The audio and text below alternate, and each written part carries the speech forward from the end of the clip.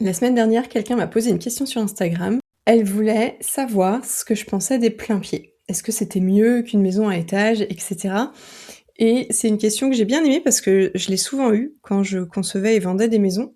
Parce que c'est deux modèles de maisons qui sont complètement différents. Et c'est vrai que l'approche doit être aussi différente. Et j'ai eu envie d'aborder cette question dans l'épisode d'aujourd'hui parce qu'il n'y a pas de réponse tranchée, comme sur beaucoup de choses d'ailleurs, mais ça se réfléchit. Des fois, t'as pas le choix, de toute façon, mais plein pied ou étage, ça dépend de vraiment, vraiment beaucoup de critères. Et j'avais envie, voilà, dans l'épisode d'aujourd'hui, d'aborder les avantages, les inconvénients et peut-être les questions à te poser pour arbitrer si tu hésites encore. Si tu démarres ton projet de construction ou si tu es en train de réfléchir à ton plan, peut-être de chercher ton terrain, tu te poses peut-être cette question, est-ce que c'est mieux un plein pied ou une maison à étage? Il y en a qui savent directement ce qu'ils veulent parce que leur vie fait que, et puis parfois on hésite, parfois on n'a pas le choix. On voit beaucoup plus de maisons, je trouve, à étage d'ailleurs, parce que les terrains sont de plus en plus petits, donc ça se justifie. Les maisons de plein pied, ça fait parfois rêver, mais ça a quand même des inconvénients. Je vais faire le point là-dessus et tu me diras en commentaire ou tu viendras me dire sur Instagram ce que tu penses des plain-pieds ou de la maison à étage et tu pourras aussi venir me dire ce que toi t'as choisi pour ton projet si jamais tu as hésité. Bonjour, c'est Gwenola. Bienvenue sur le podcast où on parle maison neuve, construction, projet de vie. J'ai créé Chérie on construit pour toi qui veux faire construire ta maison. Entre les contrats, le choix du terrain, les plans, le budget, le timing et tout ce que tu entends, tu te sens perdu? Je te comprends. Tous les 15 jours, je te partage ici mes conseils concrets et des réflexions pour te permettre de bien préparer ton projet. Je reçois aussi des professionnels qui t'apportent leur expertise et des propriétaires qui ont déjà vécu l'aventure pour qu'ils te partagent leur expérience. Mon objectif ? Que tu vives ton projet sereinement en sachant exactement où tu vas. Prêt à construire ? Je te laisse avec l'épisode du jour. Bonne écoute! On va commencer par le plein pied, et je vais être honnête avec toi parce que j'ai moi-même construit un plein pied. Je vis dans une maison de plein pied et j'adore ça. C'était vraiment un souhait. Donc, peut-être que je suis un peu biaisée, mais j'aime aussi les maisons à étage. En tout cas, je vais essayer d'être assez équitable entre les deux modèles. Je sais pas si ça t'intéresse, mais je vais te le dire quand même. Nous, moi et mon chéri, on a choisi la maison de plein pied pour différentes raisons. On avait la place sur le terrain. C'est un terrain qui fait environ 500 mètres carrés. On avait envie d'une petite maison. Et on voulait aussi penser cette maison pour la revente. Ça, c'est un autre sujet. Si ça t'intéresse, tu viendras me dire. Je pourrais faire un épisode là-dessus. Mais du coup, il y avait plein de paramètres qui faisaient que. Et puis, on aimait quand même bien vivre dans l'appartement où on était. Et on était déjà en rez-de-jardin. On aimait beaucoup ça. Donc, c'est un petit peu des choses qui nous ont motivés pour cette maison-là. Mais on avait pensé à un moment donné faire une maison à étage qui aurait été peut-être plus ambitieux aussi. Bref, c'est toute une autre histoire. Mais quoi qu'il en soit, je vis dans un plein pied. Et je vais te dire les avantages que je vois pour le plein pied. Le premier, qui peut être un avantage, c'est la fluidité au quotidien. Le fait qu'il n'y ait pas d'escalier, tout est au même niveau. Par exemple, tu n'as pas de chambre à l'étage, donc t'es pas obligé de monter, descendre. Tout se passe au même endroit. Je trouve que pour l'entretien de la maison, ça peut être hyper pratique. Il n'y a pas de bruit au-dessus, tout est au même niveau. Je trouve qu'il y a un confort là-dessus. Bon, du coup, je monte plus beaucoup d'escaliers, mais bon, ça reste quand même très confortable. C'est des projets de maison, le plein pied, et ça c'est le deuxième point, dans laquelle il est facile de vieillir. On voit beaucoup de gens qui ont des maisons à étage, et puis rendus à un certain âge, s'il n'y a pas de chambre en bas, il faut soit en créer une en faisant une extension, soit on doit vendre la maison pour en trouver une autre pour que vieillir, pour que la question des escaliers ne soit pas un souci. Et ça, voilà, c'est une maison qui peut vieillir avec toi, c'est plutôt une maison dans laquelle tu peux vieillir plus sereinement. Et puis, sans parler de vieillir, il suffit qu'on ait un accident de la vie, qu'on se fasse les croisés, qu'on ait une opération, quoi que ce soit. J'avoue que le plein pied, c'est quand même hyper confortable. De ce point de vue santé, ça peut être un critère. Je me souviens, j'avais une cliente, elle était toute jeune, elle était plus jeune que moi à l'époque et ça fait, je pense que ça doit faire bientôt 10 ans que j'ai dû vendre cette maison et Bah, le plain-pied, c'était pas un choix, c'était une obligation parce que c'était un investissement qu'elle faisait. Atteinte de la sclérose en plaques, bah, elle savait qu'elle pouvait à tout moment de sa vie avoir des crises, peut-être même avoir un fauteuil roulant. Donc dans son cas, le plain-pied n'était même pas une option, c'était même plus une question d'avantage, c'était une question de nécessité. Donc ça, c'est quelque chose à prendre en compte en fonction de son âge et en fonction de la vision de son projet qu'on a. Un troisième avantage que je vois avec les plain-pieds, c'est le design. Le plan, comment on va concevoir la maison, c'est un grand défi, hein, parce que les plain-pieds, plus ils sont grands, plus ils sont compliqués à agencer, mais plus ils sont intéressants à travailler, parce que tu vas être obligé de créer des couloirs. Et le couloir, ça peut être une phobie. Moi, j'adore les couloirs. Non pas qu'il faut qu'ils soient pas justifiés, mais je trouve que c'est très très intéressant à travailler. Et dans un plain-pied, je suis désolée, mais plus il est grand, plus tu vas être obligé d'en avoir. Sinon, bah, tu peux faire une maison carrée et ouvrir toutes tes pièces sur ton salon si tu veux. Mais moi, perso, ouvrir ma salle de bain sur mon salon et un toilette, ça m'intéresse pas et c'est quelque chose que je conseille pas. Après, si j'ai un client qui insiste pour ça, je ne vivrai pas dans sa maison. Mais voilà, le côté design est vraiment intéressant. On peut jouer avec des volumes. On peut avoir des déplafonnés dans un plein pied. Au contraire, on peut jouer avec le volume de la toiture, qu'il soit monopente, qu'il soit avec une charpente traditionnelle très pentue comme en Bretagne par exemple avec des ardoises ou moins comme dans le sud de la France avec les tuiles. On peut vraiment jouer. On peut jouer avec des grandes baies vitrées, on peut jouer avec son jardin, avec différents endroits, différentes terrasses en agençant les volumes. Je trouve que c'est très très intéressant. D'ailleurs, j'accompagne bientôt des gens sur un projet de plein pied sur un terrain tout en longueur. Ça va être très très chouette. En tout cas, je trouve que c'est des plans qui sont passionnants à travailler et on peut vraiment créer des zones, mais c'est assez difficile et ça va revenir dans les inconvénients tout à l'heure. Et puis, j'en parlais dans le premier point, mais le confort, l'entretien, pour faire les fenêtres, pour faire les façades, pour n'importe quoi, et même faire le ménage à l'intérieur de ta maison, je trouve que voilà, t'es pas en train de monter les escaliers sans arrêt. Je trouve que c'est très pratique. Les inconvénients d'un plein pied, pour le coup, c'est l'emprise au sol. Donc le plein pied, tu peux pas le faire sur n'importe quel terrain, ça s'étale beaucoup. Un plein pied demande plus de place parce que pour une maison de 100 mètres carrés, je vais le faire schématique, mais tu as besoin de 105, 110 mètres carrés minimum pour la construire. Quand c'est une maison à étage, si je schématise, on divise par deux puisqu'on empile des volumes.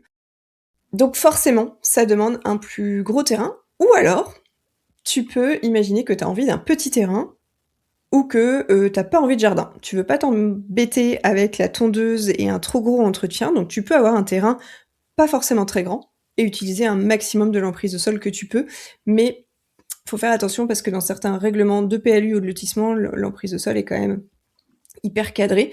Donc voilà. La taille du terrain et l'emprise au sol, ça peut être un gros inconvénient parce que tu pourras pas faire un plein pied sur n'importe quel terrain. Si le plein pied est une obligation ou un souhait premier, tu devras faire attention au terrain que tu vas choisir.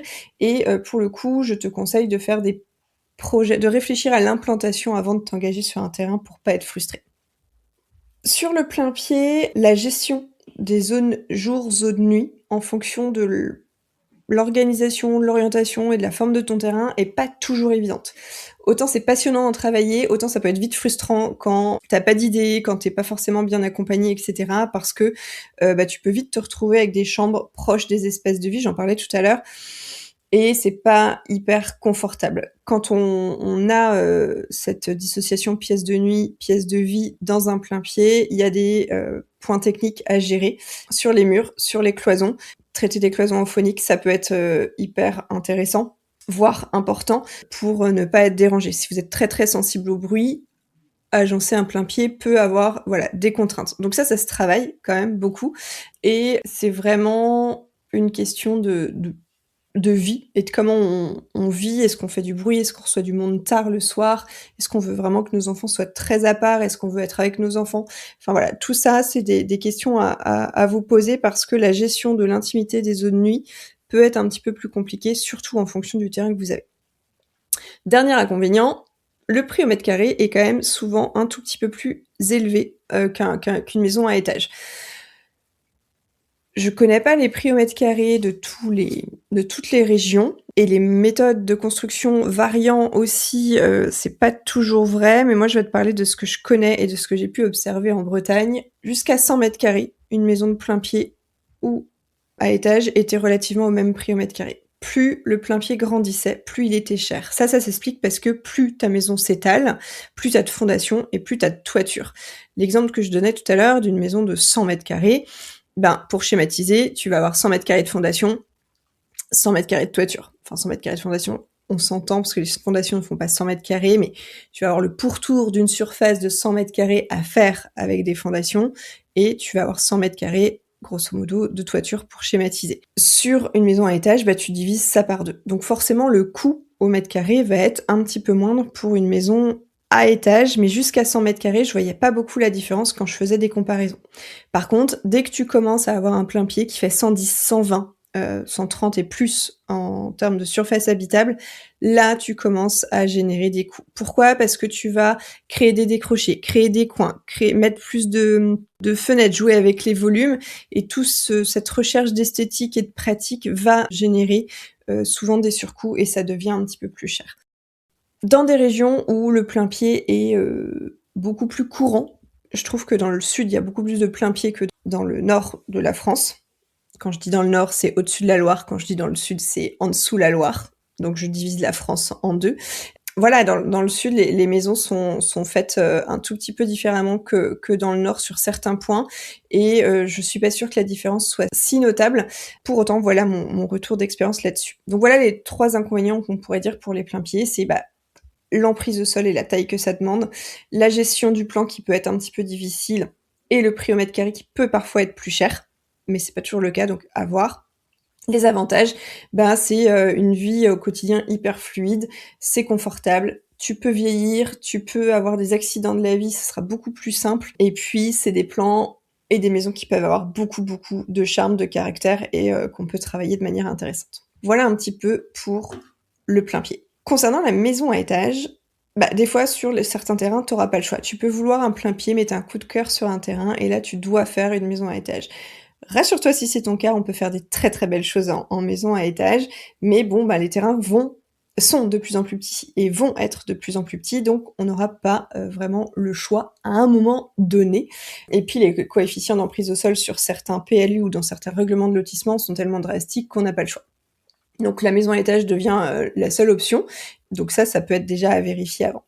Pour autant, les avantages d'une maison à étage, ça va être la séparation des espaces de vie et des espaces de nuit. Souvent, les chambres sont à l'étage, même si on en fait une au rez-de-chaussée, mais gérer une zone nuit en bas et une chambre avec une salle de bain pour la séparer de la pièce de vie versus 2, 3, 4 chambres, c'est beaucoup plus simple à un étage, même s'il y a une chambre en bas, les 3 autres sont à l'étage et donc la dissociation est beaucoup plus nette et phoniquement aussi.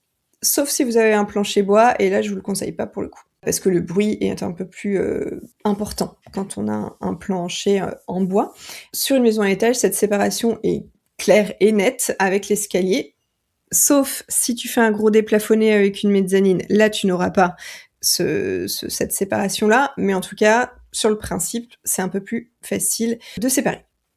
Donc voilà, ça c'était pour la maison de plein pied. Maintenant, la maison à étage. D'abord, la maison à étage, tu n'auras peut-être pas le choix, pour la simple et bonne raison que ton terrain ne te permettra pas de t'étaler comme tu aimerais peut-être, parce que le terrain est trop petit, trop en longueur, avec une pente importante, ce qui fait que plus il s'étale, plus les fondations seront chères. Et ça peut même être un grand terrain, mais avec un coefficient d'emprise au sol, donc c'est le règlement qui va te dire sur quelle surface maximum tu as le droit de construire. Donc l'étage peut être la seule option possible pour ton projet de construction. Donc, avant même de te poser la question, tu peux regarder ça si tu as un coup de cœur sur un terrain, vérifie si tu peux faire un plein pied si tu avais l'occasion, enfin si tu avais l'envie. Si tu savais pas, peut-être que le coup de cœur sur le terrain va vite te faire décider. Si c'est l'inverse, si le plein pied est indispensable pour toi pour diverses raisons, il faudra effectivement peut-être changer de terrain dans ces cas-là. En tout cas, les avantages dans une maison à étage, c'est la séparation des espaces de vie et de nuit. Quand on a les espaces intimes, on va dire, où on va dormir, on va coucher les enfants, et ceux où on va faire plus y passer la journée, potentiellement faire plus de bruit, quand ils sont pas sur le même niveau, forcément la dissociation, elle est plus simple. On va économiser des mètres carrés, les circulations vont être réduites, et au niveau bruit, La séparation physique que représente cette séparation-là, va être nette et donc au point de vue du bruit, ça peut être intéressant. Si tu as un déplafonné avec une mezzanine qui donne sur ta salle à manger, le fait d'avoir un étage n'aura aucun impact sur, ce point, sauf si tu venais par exemple à mettre une verrière pour avoir le visuel, avoir la lumière, mais briser le son, ça c'est des choses qui se font. Donc ça, c'est vraiment un avantage, cette séparation, mais attention à la conception de la maison.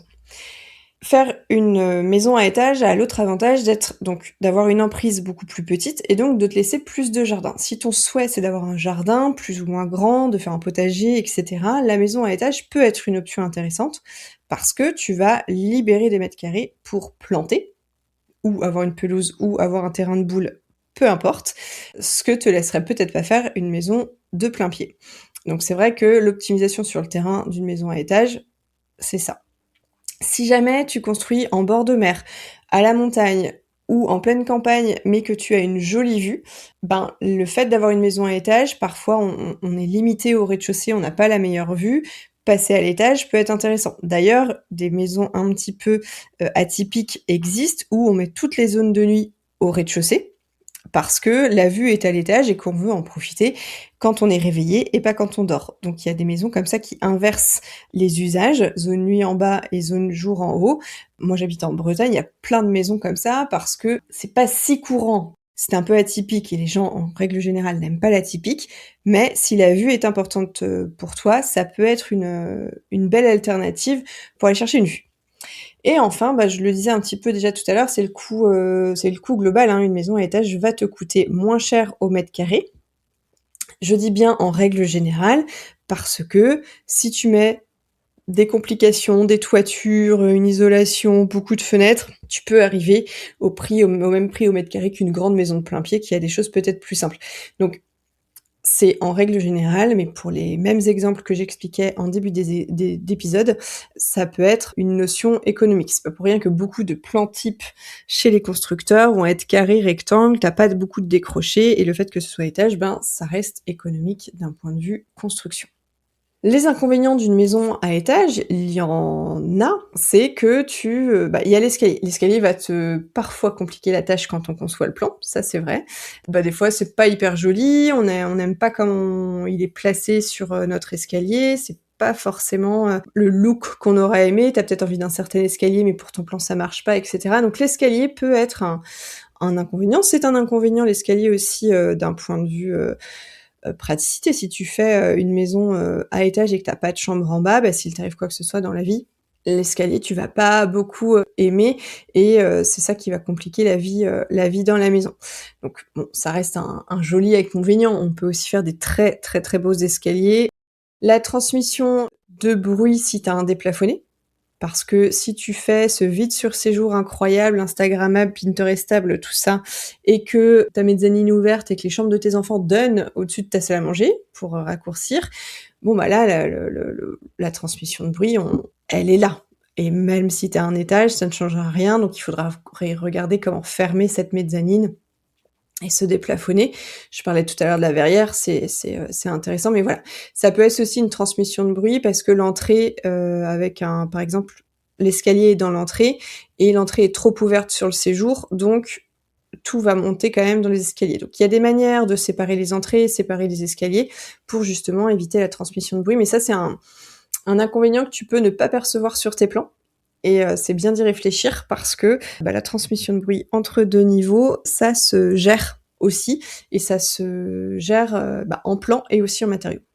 Le troisième inconvénient, j'en ai déjà un petit peu parlé, mais c'est que si tu comptes vieillir dans cette maison, voilà, si tu as un souci de santé, etc., la maison à étage n'est peut-être pas ta solution parce que comment tu vas y vivre? Alors, pour avoir vendu des maisons à des jeunes retraités, jeunes grands-parents, futurs grands-parents ou qui se projetaient grands-parents en tout cas, j'ai vendu beaucoup de maisons à étage comme ça. Le tout, c'est de faire une vie de plein pied et de loger à l'étage soit les enfants, soit les invités. Et comme ça, on a un peu le meilleur des deux mondes. Mais voilà, l'évolution dans ta maison doit être anticipée, enfin, doit être. tu es pas obligé en fait, tu as le droit de n'en avoir rien à faire, vraiment. Mais pose-toi cette question en tout cas et il y a des solutions, il y a des alternatives, il y a des mix aussi qui peuvent se faire. Donc voilà un petit peu, pour les 2. En vrai, il y a pas de bonne ou de mauvaise situation. J'espère que tu as la ref. Mais sinon, ça dépend vraiment de toi. Et il y a une troisième chose que j'avais pas notée pour l'épisode, mais elle me vient en tête, donc je vais en parler maintenant. C'est le côté, tu peux prévoir un plein pied. Moi, j'ai des clients que j'ai accompagnés sur leur plan comme ça. Tu prévois un plein pied, puis tu prévois l'étage. Au cas où la famille s'agrandit, au cas où t'as plus de budget plus tard, etc.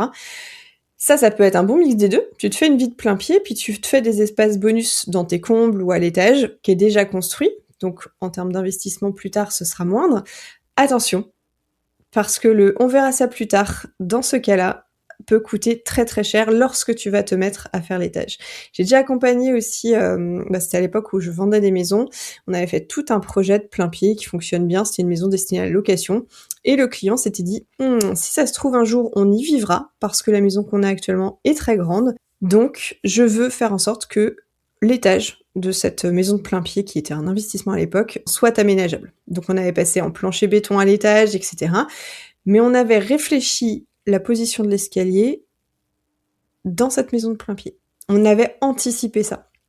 Ce qui fait que, et ça a pas loupé, ils ont vendu leur très grande maison pour emménager dans celle-ci, et le client a commencé à aménager ses combles. Je les avais visités d'ailleurs, il était en train de l'isoler à l'époque, ça fait plusieurs années, je pense que c'est fini maintenant.